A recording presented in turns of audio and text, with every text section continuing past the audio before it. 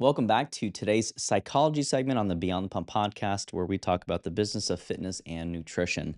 Now, if you are one of those individuals that has always wondered what your resume has to do with anything or why people even bother asking for letters of reference, you're going to want to sit down because today we are breaking down something from your favorite psychology doctoral student, Andrew, here.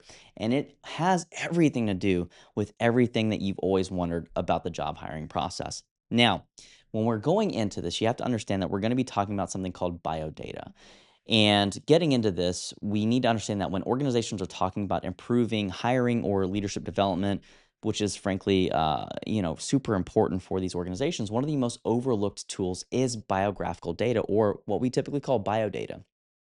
And at a high level, biodata simply refers to structured information about a person's past experiences, behaviors, and life events that have been empirically linked to performance outcomes and, frankly, are probably pretty predictive.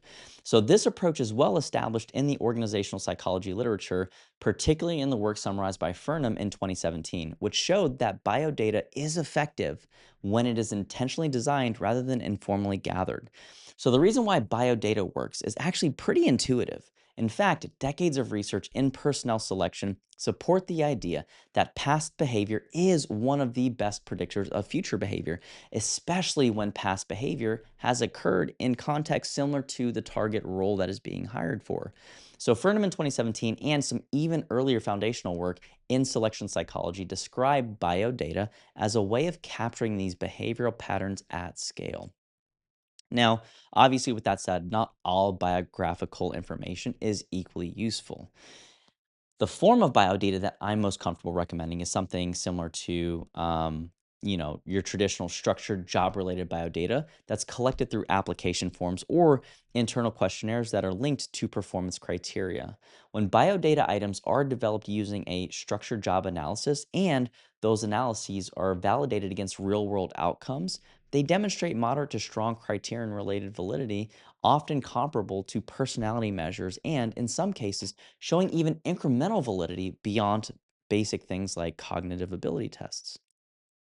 So, by contrast, resumes and CVs are much weaker tools from a predictive standpoint. While they are helpful for verifying qualifications and experience thresholds when they are honest, they are self reported and oftentimes selectively curated to manage impressions and inconsistently evaluated. So, the research reviewed by Furnham in 2017 suggests that resumes are better suited for initial screening more so than the high, stakes decisions around hiring or promotions. So, the source of biographical information that I feel least comfortable about recommending for decision making purposes are going to be letters of reference. And although they're widely used, they are consistently shown to have low predictive validity or job performance predictions due to leniency bias, selective referee choice, and increasing legal constraints that limit the disclosure of meaningful performance information. So, there are several reasons organizations continue to invest in biodata as part of their assessment strategy. Number one, biodata captures real world behavioral evidence rather than abstract traits or hypothetical responses. And number two, meta analytic research suggests that biodata produces validity coefficients in the zero point 0.2 to zero point 0.3 range, which really does make it similar and on par with many well accepted assessment tools, according to Brow in 2009. So, third is that when carefully designed, biodata may generate adverse impact lower than some traditional cognitive assessments, which makes it really attractive not only from a risk management perspective, but also from an ethical point of view.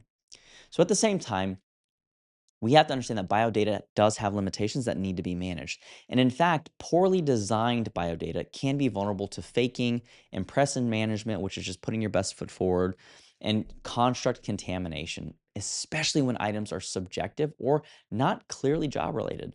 There are important privacy and fairness considerations if personal history information is collected without clear relevance to performance outcomes. And for these reasons, biodata should never be used in isolation.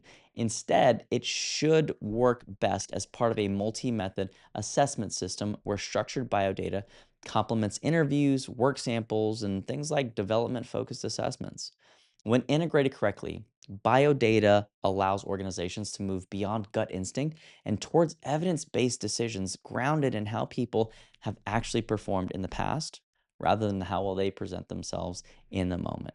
So we hope that you enjoyed today's psychology segment with, again, your favorite doctoral student, Andrew. And I do hope that if you haven't subscribed, you do subscribe and you leave us some feedback around your own experience as biodata has evolved and impacted you in your job search. And we would love to hear from that. So until next time, we'll see you in the next episode.